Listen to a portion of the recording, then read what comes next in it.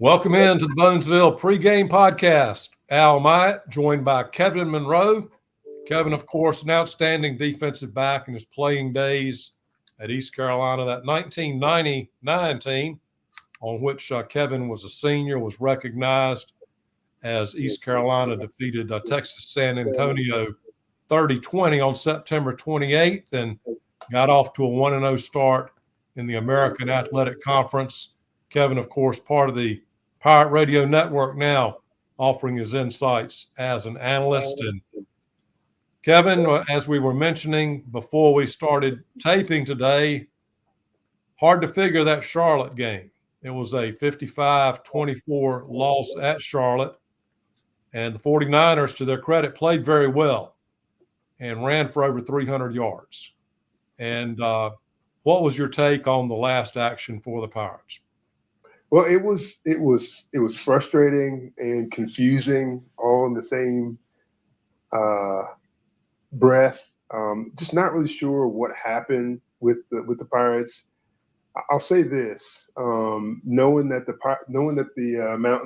49ers were going to play a new quarterback, freshman quarterback, that was the assumption because he played the back half of the Rice game. True freshman quarterback. The thought process would have been, I'm assuming that Blake Harrell went into the game thinking, let's shut down the run and force the young guy to throw the football. And he came out early on and hit some really, important throws. He hit a third down on the first series that ended up being a big play, and they ended up scoring that opening drive. So he answered the bell, but even with that, if you go into the game thinking let's shut down the run and make him beat us, he didn't beat the Pirates. The run game beat the Pirates, and so maybe that wasn't Blake Harrell's thought process. That's just me projecting on what I thought they were going to do. But to see a team rush for 300 yards and it not be a service academy was disappointing. That doesn't happen. That doesn't happen to a Blake Harrell defense. And, we need more answers. I think we need to know more about what's going on with this defense. And could it be that big a deal to lose Savone Rebel in terms of what's happening? I know Zakai Barker has been in and out with injury. But for the most part, the defensive line has been intact. The other linebackers have been intact.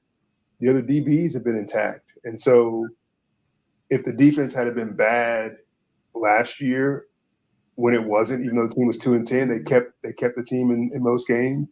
But the year before, I would understand that. But I don't understand what has happened here lately. And so, again, as you mentioned, Charlotte spent a lot of time in the portal, got a lot of new players. This quarterback is the real deal.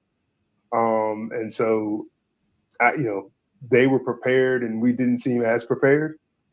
But yeah, it was disappointing to see. And then offensively, if you're gonna give up a bunch of yards and points, and offensively, you've got to step up and try to keep pace.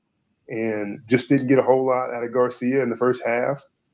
He didn't make a bunch of mistakes, but I think he had 26 yards passing, through the first quarter, maybe even through close to the first half. Just nothing happening. And so offensive line didn't hold up well. Run game didn't get going. It just seemed to be 3 and out after 3 and out after 3 and out. And they tried to make that change in the second half to go to Hauser. And, he didn't light the world on fire. He didn't do terrible, but he was – there was lots of miscommunication. There was a couple different throws that ended up landing in between two different receivers. So you could tell he wasn't quite on the same page with his guys as you'd like to see him. And, if these guys were truly 1A and 1B, he should have spent a lot of time working with the first-string guys, preseason and up through now, but it didn't seem that way. And so hard to figure this game out. Indeed. And Pirates did do some good things. You tend to lose sight of a 48-yard scoring run by freshman London Montgomery. And then Winston Wright, who Coach Houston had been saying quite some time, he was expecting him to break one. He took a kickoff to the house, and those scores didn't really impact the outcome, of course. Decisive loss at Charlotte. I kind of feel like East Carolina is to Charlotte what NC State and UNC are coming to Greenville. They had 17,000 at a stadium that has a listed capacity of just over 15,000. And those fans were into it. And I think they got some motivation because Charlotte got out to a 14-0 lead, and it was just a tough, hostile environment for the Pirates. Well, I was in the stands, and what you're saying is correct, but certainly it's no comparison to State coming to Dowdy-Ficklen Stadium, because it was, it's not, it doesn't have an upper deck. It is bowled in, but the sound doesn't really stay in there and stay on top of you the way it does at Dowdy-Ficklen. And there was a lot of Pirate fans in the house, a lot of Pirate fans. Matter of fact, where my son was there as a UNC Charlotte recruit, and all around us were Pirate fans. Across from us were Pirate fans. In the other end zone were Pirate fans. And so of that 17,000, if there weren't 5,000 Pirate fans, I'd be surprised. Maybe it was a little bit less than that, but it seemed like a lot. And I don't know. You're right in the fact that the fans had a lot to cheer about. But I hope that noise wasn't what affected the Pirates, because certainly they're going to play in front of much bigger, louder crowds this year, and they've already played in front of bigger, louder crowds this year. But Charlotte has something going. Coach Pogge and the way he goes about things, and the things that he says, people are buying into it. The students are showing up, and when you get students involved, the fan base is going to really take off. And so, absolutely, the environment was as crazy as it's going to be in Charlotte, but that should not have affected the Pirates the way they played. Well, Kevin, I was not on hand for that game. I watched on ESPNU, and the telecast showed a lot of cheering 49er fans. I didn't see a whole lot of purple and gold, but like you say, there wasn't as much for the East Carolina fans to be excited about in that game. But certainly credit to Charlotte, 2-0 after that win in the Queen City. You mentioned your son on hand for a recruiting visit. East Carolina has shown some interest. He's a junior wide receiver at North Raleigh Christian, and talk a little bit about his prospects. Yeah, Marcus Monroe, 2026 wide receiver / tight end. A lot of D1 schools have projected him to be a tight end, and he's 6'4", 200 pounds, and you got to figure, you go through this offseason and through another high school season, he's probably going to gain 15, 20 pounds just off of, being a boy growing up, and then getting into a system, they could probably put another 10, 15 pounds on him. And you look at both Kelly and Riles on the roster at East Carolina. I think they're 6'3", 230 and 6'3", 240, somewhere in there. So I could see him falling in that size range at some point. And so he could end up being a tight end. He transferred away from the public school he was going to just to get a different feel, different look, play in a different system. And he's flourishing. He surpassed last year's receiving stats in about 2 or 3 games this year, and is leading the conference in receiving. I think 30th in the state last time I checked, and just having a really good season. And so thrilled about the things that he's been able to get done. We're enjoying the recruiting process. He'd love to be a Pirate, so we'll see how that goes down the line. But certainly several schools are interested in him right now. Well, we certainly wish the young man well, and we'll continue to follow North Raleigh Christian and his efforts on their behalf.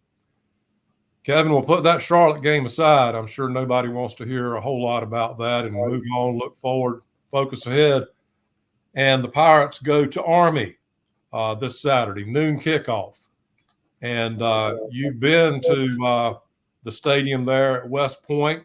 We mentioned the 99 team earlier, and that team won at Army to move to 5-0 that season years ago. It's a tremendous setting for college football. It's awesome.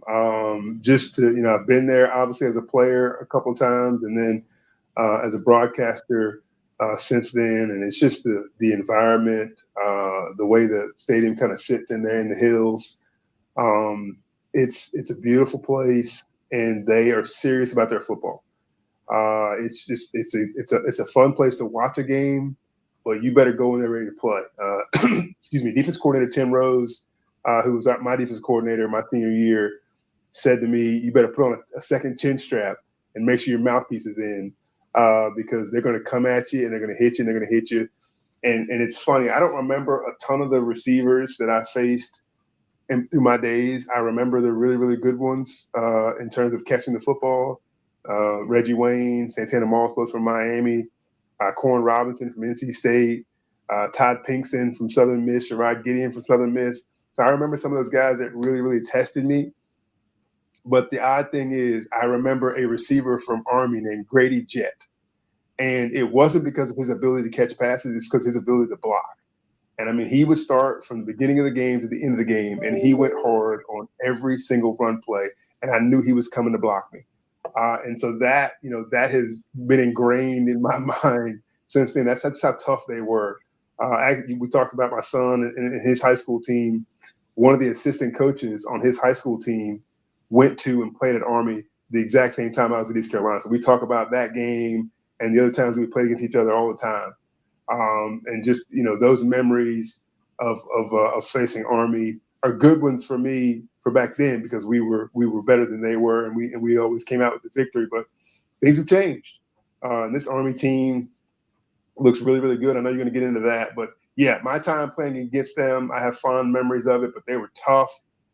You had to always be ready to play the pass, even though they rarely passed, and you had to be able to come up and make tackles. Well, I think what you're saying about Army is true today, and they've got a quarterback that can run that ground-oriented offense, Bryson Daly, and he's been exceptional. We talked about Charlotte and their ground game producing over 300 yards against East Carolina. Army had over 400 yards rushing last week against Alabama Birmingham, 44-10 win at West Point, and that put the Black Knights at 6-0 for the season. And in defending that offense, it's good to have the bye week as East Carolina has had. It gives you some extra time to prepare for what you're going to face. Yeah, I believe Blake Harrell has actually coached, if not at one place, maybe two places that actually ran a triple option. So he's seen it a ton. He knows. I don't know that anybody knows how to stop it, but he at least knows how to defend it. He knows the best ways to defend it. But it's going to come down to your players being disciplined, playing assignment and alignment football, meaning if it's your job to take the quarterback, you take the quarterback no matter what. You don't go for the dive man. You don't hang out and try to get the pitch man. You go get the quarterback. And if it's your job to get the pitch man, you stay on the pitch man. And it's a lack of discipline that gets most teams beat. Because if you are tackling the dive man, the quarterback, the pitch man on every play, because you got a couple of guys assigned to each, they don't get yards. But it's Army's ability to block it correctly, to make it harder for you to get to those guys. It's their ability to use their fakes to their advantage, to make you think they're doing something different than what they're doing. It's the movement in the backfield to get you headed one way and they go a different way. And it's a threat of the pass. So all those things combined, excuse me, will just kind of keep you off balance as a defense. And so this, starts with Bryson Daly. He's amazing. His ability to run the football, as you said, it starts with him. He's leading the team in rushing 123 yards a game. They're averaging 369 yards a game. And that is, sorry, I got something in my throat. That is, above and beyond anything the Pirates have seen all season long. And so 369 a game, this offense is clicking on all cylinders. They've only thrown 46 passes, through 6 games. It's just 7 or 8 a game. It's not very much. So you're going to see the run from the first quarter to the fourth quarter, no matter the score. But they haven't played the toughest schedule. They just haven't. They've played some teams that they, probably should beat and did beat. Lehigh, Florida Atlantic, Rice, Temple, Tulsa, UAB. Not great teams, not in the top 25 or nowhere near it.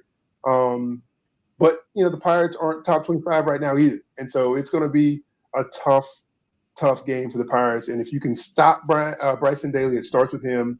He's the one you got to go after. Well, this game will be on national television, noon kickoff at West Point. Army, you mentioned, of course, we've talked about the run game. You know, they did not throw a pass in the first half against UAB. But what they do when you begin keying on that run, they'll give you play action, and then they'll get some guys. Oftentimes, if you don't have that discipline that you're talking about, they'll get receivers open and make some big gains in their passing game. Yeah, there's no doubt. They are efficient in the passing game, 27 for 46 on the season, no interceptions. And you've just got to be ready. I mean, they've thrown 6 touchdown passes. They've got a few receivers. They don't catch many passes. Their leading receiver has 7 receptions, but he has 3 touchdowns out of those 7 receptions. So it's kind of like you have to play for it, be ready for it, and when it happens, you better be in position, or it's going to be over top of your head and downfield. But you say that, and you think, I got to have responsibility on this, run game. I got to fit in and help on the pitch man, or I got to go after the quarterback if I'm a safety. And all of a sudden, some guy goes sneaking in behind you. And the fact that they can fake block and then release for a pass is even worse. And so, if you watch enough film, you can tell by the offensive linemen and what they're doing. If they come out head down, ready to chop block, ready to cut you down at your legs, obviously it's going to be a run play. If they come up a little bit higher, stay at the end of the line of scrimmage, kind of set up, it's going to be a pass play. Now, if you're disciplined enough at your safety spot that you can watch the offensive line first before running up or before going in pass coverage, then it'll tell you what they're doing. But it just happens so quickly that it's just hard to do that. So again, they don't have guys with many receptions. Top 2 guys have 7, the third guy has 5. But when they throw the football, they're very efficient with it and they score touchdowns. And no interceptions for the Army in the passing game. And that's quite a contrast to East Carolina in terms of interception. Turnover margin could be a factor. If Army, gets extra possessions with that ground game, they're going to be running clock. Yeah, I mean, and it's tough. That's the thing, is that they're beating teams, and it seems like their defensive stats are really, really good, and they are, because they're playing good defense. But the reality is, it's time of possession. They're not giving other teams a whole lot of time to have the football. And so you're not going to have a whole lot of passing yards, a whole lot of rushing yards if you don't get that offensive Army off the field. Defensively, they've got some guys that are studs. This Andon Thomas is all over the field, leading the team in tackles. They've got 13 sacks on the season. So they're making plays. I think they're only giving up 78 rushing yards per game, which is crazy. But again, they have the ball all the time. And so you know that coming in, you have to score when you get your opportunities. You have to make them play from behind. You have to make the clock a negative to them, because if they're down 2 touchdowns with the ball in that offense, it makes it tough on them, because they don't want to just sit back there and pass the football. They want to run the football. However, if they have a 2 touchdown lead on you, especially in the second half or in the fourth quarter, you can forget it, because they're not giving you the football back. They're going to pound it. They'll take 3.5 yards per carry and get the first down. And so that is the game plan for Army, is to keep the other team's offenses off the field, and they're better at it than anybody in the country. And they're clicking on all cylinders right now. Daly's ability to run the football and throw it when he needs to just put him, at the tops in this option offense in the country. And they have a plan now. They want to be that group of 5 team that makes the playoffs. And so with their schedule, and if they get that win over Navy, that could happen. And so they are determined. And servicemen, athletes are already determined with all the stuff they go through off the field. This is a determined Army football team right now, and the way they play, they're going to be hard to stop if you don't get off the field on third downs, if you don't make them have second and third and longs and force them to throw the football. If it's 3rd and 5 or 4th and 5 or less, they're going to run it because they can get 5 yards. You have to get them in 3rd and 7, 4th and 7, make them punt it, make them pass it. If you can't do that, you won't beat them. Kevin, a little uncertainty as far as East Carolina's quarterback going into the Army game. Coach Mike Houston, in his news conference on Monday, said they would go with the quarterback that gave them the best chance to win. So he didn't identify who would start. Maybe that's a little bit of an advantage for East Carolina because the Army won't know which quarterback they'll face potentially going into that game. But Jake Garcia, he's been at both ends of the spectrum. He's been great at times, and then he's tried to make plays that weren't there at times. And then Caden Hauser, we saw him a little bit last week in kind of a one-dimensional offensive situation. No secret the Pirates had to pass with the deficit they faced. So what do you think in terms of the quarterback situation going forward? Well, nothing has made me think that they're going to start Hauser just based on their philosophy up till now. I think, Coach was trying to give his team a spark in that Charlotte game because it was quickly getting away from them in the first half against Charlotte, and so they went to Hauser. But, unless he's killing it in practice this past week or this current week, I don't know if they start him. If they do start him, however, it's going to be just to see if they can turn things around. I mean, at 3-3, the sky isn't falling, but certainly with this schedule, you would have felt like you'd have had 4 wins by now, and things would be going much better, especially because of how bad the quarterback play was a year ago. You wouldn't think we'd be back in the same spot with 2 quarterbacks that we're not confident in. But as you said, Hauser really hadn't gotten his opportunity. So if you make the switch, maybe give Hauser the opportunity to show that he can or can't do it. But certainly leading the nation in interceptions is not where the Pirates thought they'd be or wanted to be. And so it's going to be tough decision, tough to figure out what the Pirates decide to do. But either way, they have to take care of the football in a game like this. Well, that's true, Kevin, and you've talked about what makes this game unique. Let's talk about that Bonesville tradition. Kevin's keys to the game. Yeah, I think it starts with the line of scrimmage, right? It's the defensive line of scrimmage versus their offensive line that is solid, experienced. Bryson Daly in the backfield at quarterback and doing his thing. You've got to get penetration up front, get in the backfield, and you've got to play alignment assignment football. So defensive line, run game, we're tackling the dive man, we're tackling the pitch man, going after the quarterback. There's no secret to what they're doing. They've been doing the same thing for 100 years or so.